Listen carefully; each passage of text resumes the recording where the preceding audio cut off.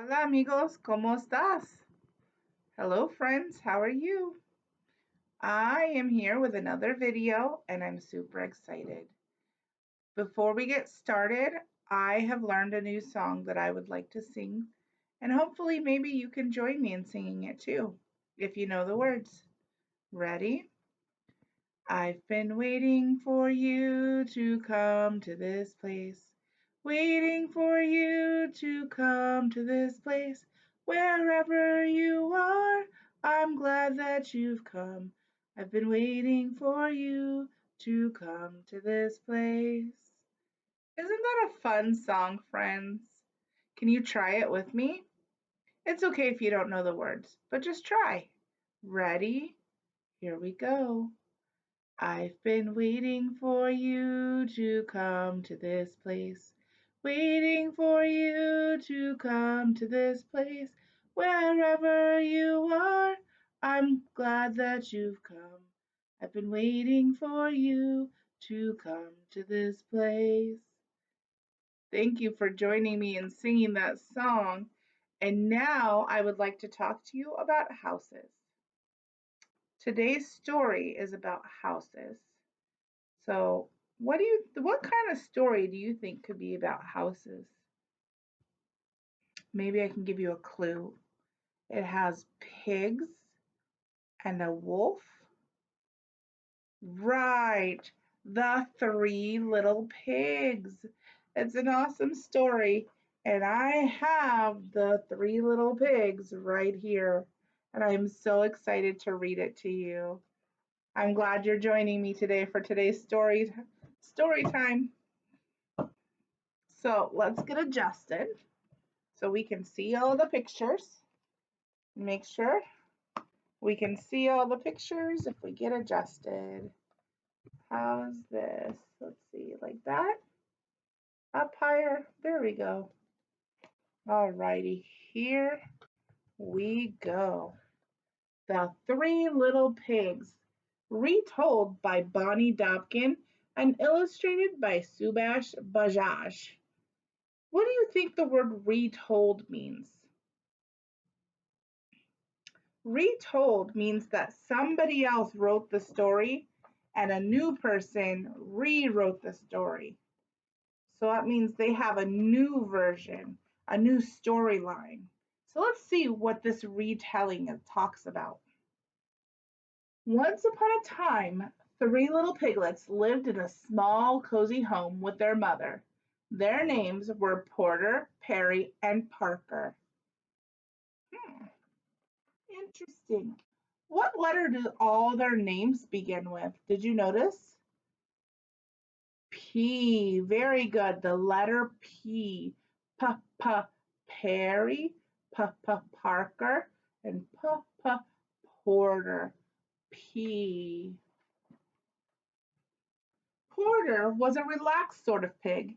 He liked to play, eat, and sleep. Perry was a creative type of pig.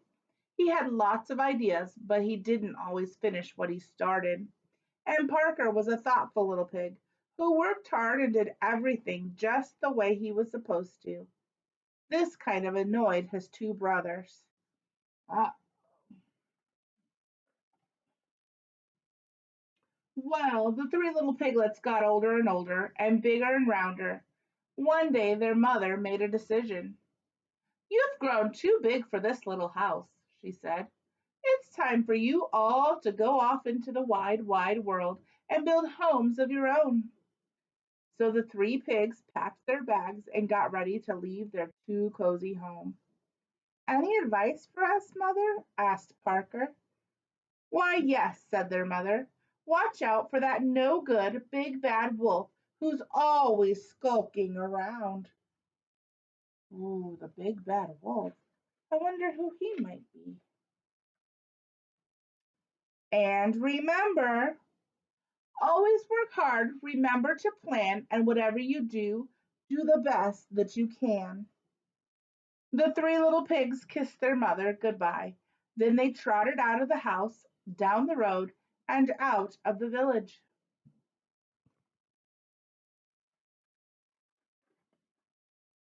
Before they had gone very far, they came to a big field full of golden haystacks. You know, said Porter quickly, I think I'll build my house of straw. It's a nice color, and the house will be easy to build. Do you think easy is always right? Hmm, let's find out. I'm not sure this is a good plan, said Parker. Will it be warm enough? Will it keep out the rain? What will happen when the wind is strong? Porter rolled his eyes. It will be a great house, he said, and I'll still have time to play when I'm done. Then good luck to you, said Perry and Parker, and they continued down the road.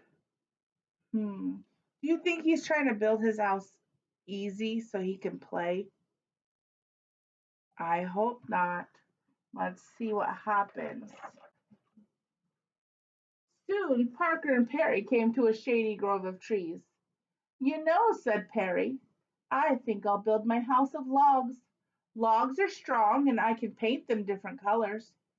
That sounds like a good plan, said Parker. If you finish what you start.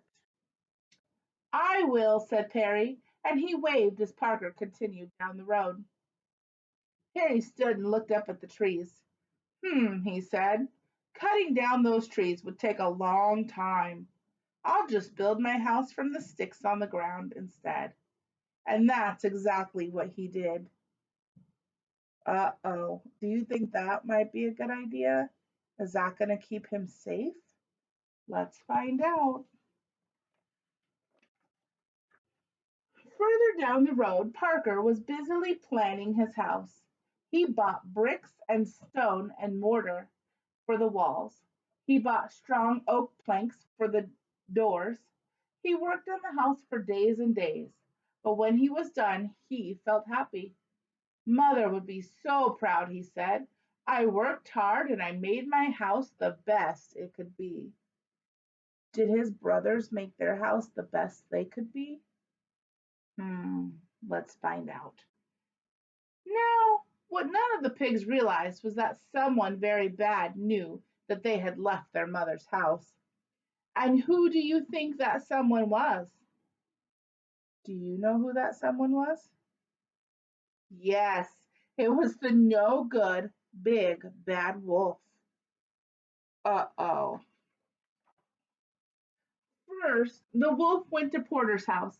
He saw bundles of hay held together by rope, and he saw Porter Pig outside napping in the sun.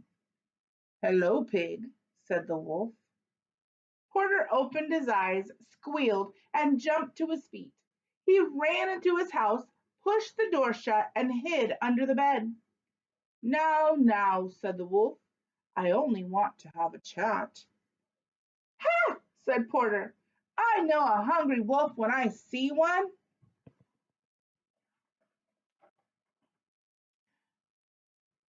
It really doesn't matter, said the wolf. Little pig, let me come in. Are you kidding? said Porter. Not by the hair of my chinny chin chin. Then I'll huff and I'll puff and I'll blow your house in. The wolf stepped back, then he huffed and he puffed and he blew with all his might. The straw house flew apart.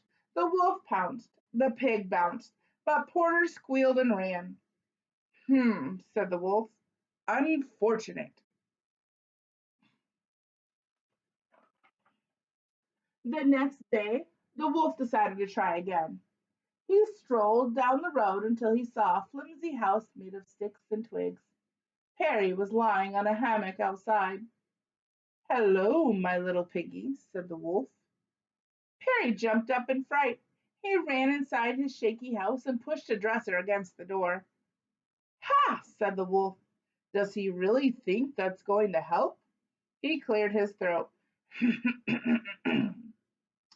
Little pig, let me come in. No way, said Perry.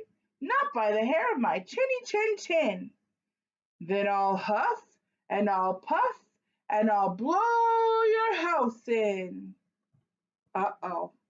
Do you think his twig house is gonna fly apart like the his brother's house with the straw? Let's see. The wolf stepped back. He took two huffs, and he took two puffs, and then he blew with all his might. Sticks and twigs swirled in the air. The wolf pounced, the pig bounced, but Perry squealed and ran. This just won't do, said the wolf. Oh no, my goodness.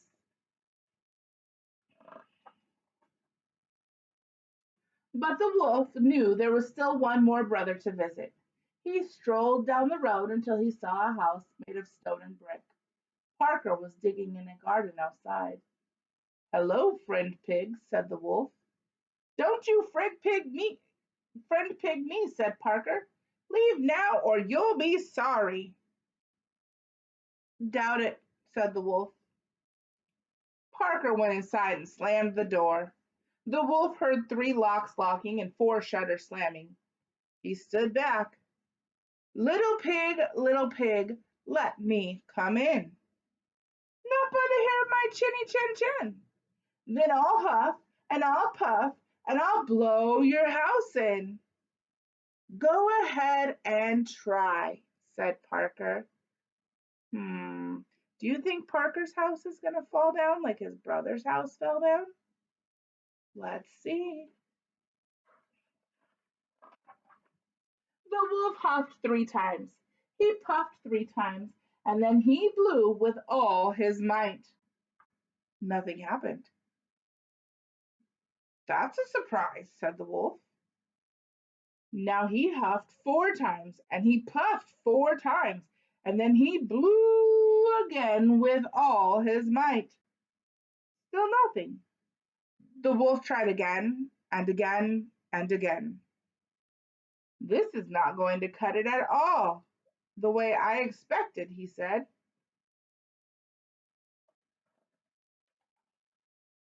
Finally, the wolf fell flat on his back, puffing and wheezing. He heard the shutter creak open. I knew my house would stand up to that no good wolf, said Parker. I'm just glad he didn't think to come down the chimney. The shutter slammed shut. Did that little pig just give the wolf an idea?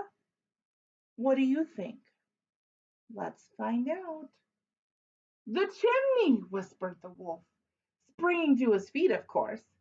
He sneaked to the side of the house and saw a pile of boxes stacked against the wall. This makes it even easier. He chuckled. He climbed up the boxes. He crept across the roof. Then he jumped into the opening and slid down the chimney. Uh-oh. What do you think's going to happen? Do you think that little pig might have tricked the wolf? But down below, water bubbled in a big black kettle that was hanging in the fireplace. Parker threw more wood into the roaring fire. Here I come, little pigs, said the wolf. You weren't so clever after all. Oh no, said Parker. The wolf landed in the kettle with a loud kerplunk. Water steamed and boiled around him. The wolf howled in pain and shot right back up the chimney. Ooh, that has to hurt. The water had boiled off half his fur. Oh no, cried the wolf. It was so embarrassing that he left the country, never to be seen again. Porter and Perry moved in with their brother, and they lived happily ever after. That is such a silly story. The wolf's fur melted off. It fell off in the hot water. Huh, that's crazy. Alrighty, so today's activity that we're talking about with our story is about houses and different things we can use to build houses. So I have this bag here, and in this bag I have some sticks. Just like the one little pig built his house with sticks, we have some sticks here. And then I have a picture because I didn't have a brick, but I have pictures of bricks. And I have pictures of straw. And then I have somebody else's houses, okay? So sticks are what I found in my yard. Do you think I could build my house with these sticks? Or we could build a house for our pet with the sticks? Maybe. Maybe if we had a lot of sticks, we could build um, a, a, a house for bugs. I don't know. But when I was walking around collecting these sticks, I found something super neat in my yard. And it made me think about different kinds of houses and who lives in what kinds of houses. So I found this in this bag. What do you think this is? This is a part of a beehive. And a beehive is what bees live in. So each one of these little holes is where they have their eggs in it sometimes. And some bees build these and fill it with honey for us to eat. But this isn't from a honeybee. And actually, if you look closely right here, there's a piece of an egg that didn't hatch in there. This is from a wasp. I get lots of wasps around my house, and they hurt when they sting me. And then we have this picture of straw. And the straw, I thought straw was like grass, like hay, but then I found out that hay and straw are different. Hay is made out of dry grass, but straw is made out of the stalks of the plants that they use to make our breakfast cereal. So that was super cool information. So all of our Cheerios and our favorite cereals, when they cut the materials to make that, all the leftover leaves and sticks from it, they dry out and turn it into straw. And that is what that one little pig built his house out of. And then we have bricks. Okay? And bricks, they used to be made out of clay a long, long time ago, but now people make them out of soil and sand and lime and concrete materials.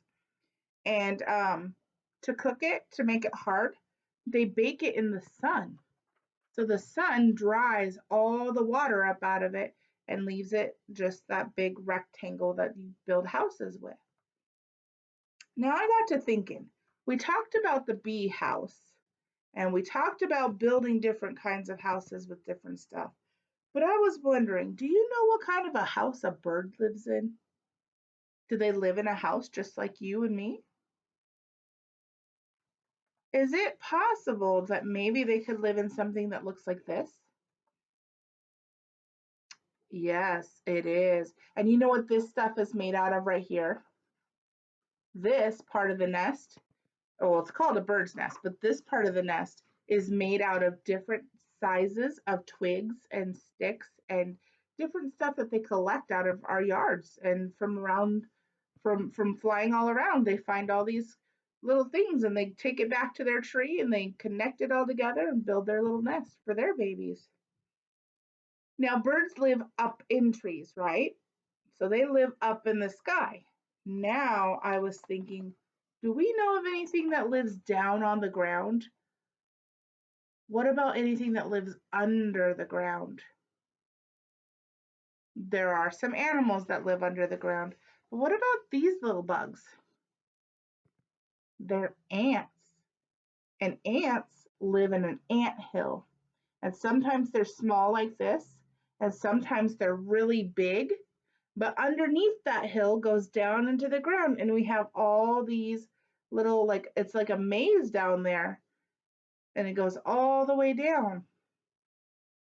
So that is where ants live. So ants live under the ground, and birds live above the ground. Now, some of us live in houses that look like this on the outside, and this is called an apartment building. So some of us live in apartment buildings, and that is a bunch of houses that have been built together.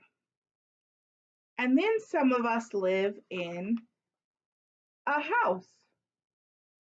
So we have our families that live in a house, and we have our families that live in an apartment building. And all of our stuff is made out of wood. Sticks are wood. Trees are wood. So if this is a little part of a tree, our house is made out of the big part of the tree. And that is what keeps us protected with all the storms and the weather and everything. So what do you think if our house looked like the straw house, okay, and we use the straw, and that is what was right here, the straw. Do you think our house would stand up just like uh, Porter's house did? Or what if we used the sticks just like uh, Parker did? I mean, sorry, Perry. What if we used the sticks just like Perry did? You see his sticks right here? Do you think it would work for us? Or what if we built this house with these bricks? Do you think if we built this house with these bricks, that might help us? I think so. I think to keep us safe, we need to use strong wood or use bricks to help protect us from what's outside, just like this little pig did for his house. So that was so fun. I'm so glad you guys joined me today. And don't forget, when you guys are outside looking around, see if you can find different houses, just like my bee house or my ant house. You probably shouldn't touch it. It's probably not safe to touch, but you can use your eyes and look. And then you can talk to your mommies and daddies, and you can send an email to tell your teacher, Miss Delphina, or me, Miss Naomi, what we saw or what you saw. Okay? I'm so glad you joined me today. I'm so glad I got to see you today. Have fun, stay safe, wash your hands, and adios.